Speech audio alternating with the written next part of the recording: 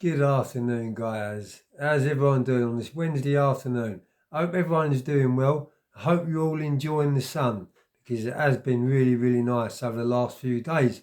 And I'm hearing it's going to be it's going to be nice even over the next few coming days. So, yeah, bring on the sun. I love the sun. Welcome to my channel, guys, Joey Barnett TV. I've uploaded a little bit of content today, and I've been a very, very busy person today too. Made a start to my DIY bench, which I'm making for me and my missus out of decking, inch thick decking, which I'd over from another project, and I was wondering scratching my head thinking of what I could do with this decking, and it's such good stuff and expensive timber these days that I decided to make a bench for me and my missus because we've got tables and chairs where we sit outside on a bit of green out of the front of our house, but where we left them out through the winter of last year, the weather got to them and they started going rusty and they're kaput. So and also I didn't have my shed last year, so that gave me a really good idea to make a big well, not a big, a nice double bench for me and my missus to sit on and enjoy the sun and relax and not spend too much money out of buying them, because I've seen how much they are. 150, £200 for a piece of pine, for a pine bench, what probably will only last a couple of years. This one which I'm making is solid and it's going to last for, it'll probably last until I'm well and truly gone. So yeah, I started making that today. The missus has been getting on doing a little bit of gardening, doing a bit of potting, keeping her mind occupied, and she's doing exceptionally well considering she's just recently lost her father the weekend just gone, which would be my father-in-law. So yeah, she's got a lot on her mind, very upset, very emotional, as to be expected, but trying to keep her mind occupied and try and, I'll never be able to take it out of her mind, but just to try and ease that pain a little bit, and it is working. So yeah, guys, it's yeah, thanks for all your positive comments also underneath my last few videos. I do read them. Just let me get a drink. 1 minute, guys. I've got one there. Cheers.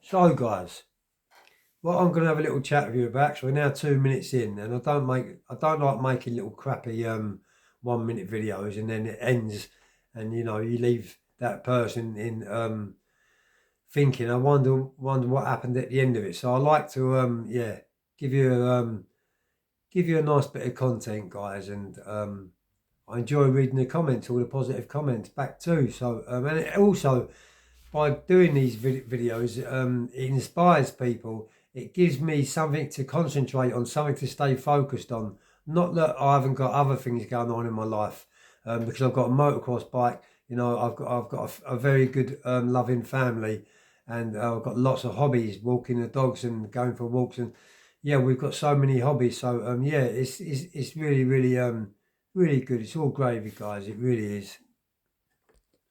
Sorry, guys, I had to pause this video because my phone just rang. But yeah, this brings me on. That brings me on to what I'm going to be talking about over the next probably few minutes, maximum to you guys. And the clue is in the title of this video. So basically, where I went to Borstal, out of there into a detention centre, out of there into a youth custody, out of there into an adult prison, all the way along the line, from childhood up to adult, I was in prison. Now, not for 1 minute, guys, am I glamorising crime, because I've spent 2 decades, maybe two and a half decades behind the door. So and it's a complete and utter mugs game, and all good things come to an end. So put an end to them now if you're committing crime, and stop it while you can, before you actually get arrested and sent into jail. Because nowadays it ain't nothing like when I done my bird years ago. One of the things which has changed, amongst many other things, is the smoking. Stop smoking. Now, I remember when I done my bird, I used to go into an old boys cell, and he was a lifer. He was in his late 60s, and his name was Alfie. And he was never going to get out. He knew he was never going to get out. He accepted that, and he made a life for himself in behind his little cell. He had a cockatiel, he had his telly, he had his quilt, a rug, curtains, because you're a long term. I had all that too, but yeah, Alfie had all that, and sometimes he liked the boys going into him, the younger ones like me, because I was in my 30s, he was in his 60s, and he liked having a little chat, and because he wasn't too active. I think he might have had a bad back or one bad leg or one leg or something like that. Yeah, but I know he had an injury, and he was on tramadol, by the way, and that's probably why he liked our conversations, because as many of my followers know, in jail, tramadol was the currency back in the day. I'm not glamorising it at all. The same as pre-gabs, they was also currency, and they still are currency in the jails today.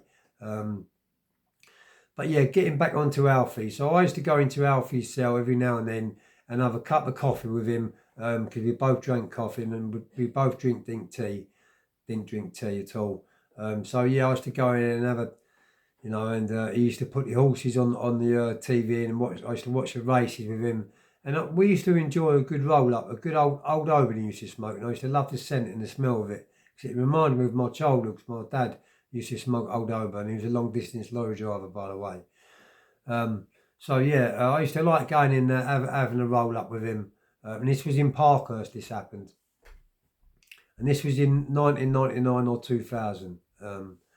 So yeah, that is all Alfie had left, really, not to live, but that was his only bit of luxury he had left of the outside world, or the only bit of luxury where he felt like he was in his comfort zone, and he could have his little roll up, have his cup of coffee, and zone out, get his head outside of prison while he was smoking that roll up and drinking that coffee.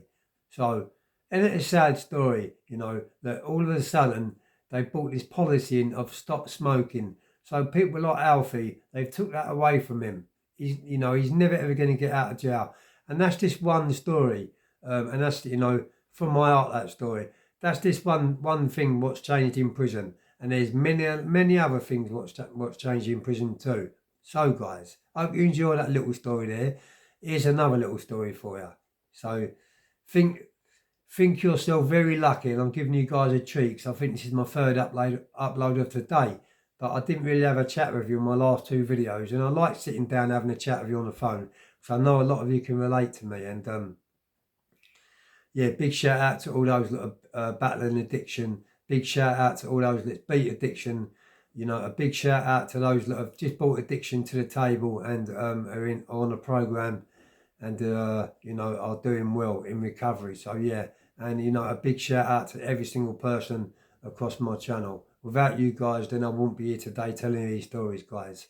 So getting back on the fitness thing now, where I spent many years, as I said, 2.5 decades in prison, it was installed in me in Borstal and detention centre to be very athletic, to train every single day, and we was woken up at 6 a.m. in the mornings in detention centres every morning, and we was frog marched down to a big field. This is in HMP Send.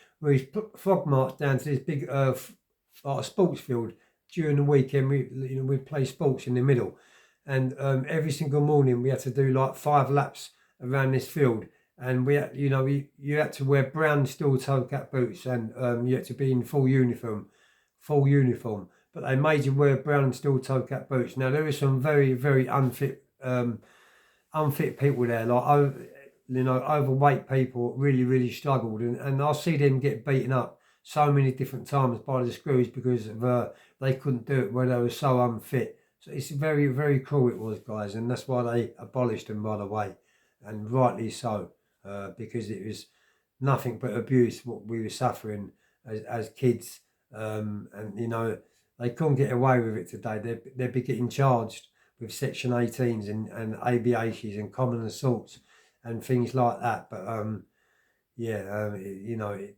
did cause me PTSD many years later, but that's another subject.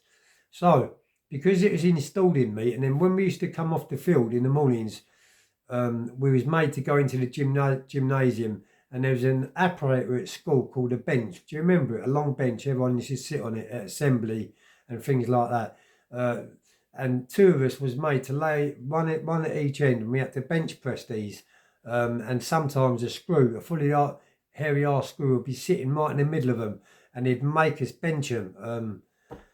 And then he'd get big, massive leather medicine balls and be throwing medicine balls down onto our stomach to strengthen our muscles up. So that's where it stems from, guys. The fitness and the health, and why I train every day. Because the reason why I've brought this up, because one of my followers on here did put underneath one of my videos, put a comment and said, "You're very healthy and you're very fit for your age, Joe. What's the answer,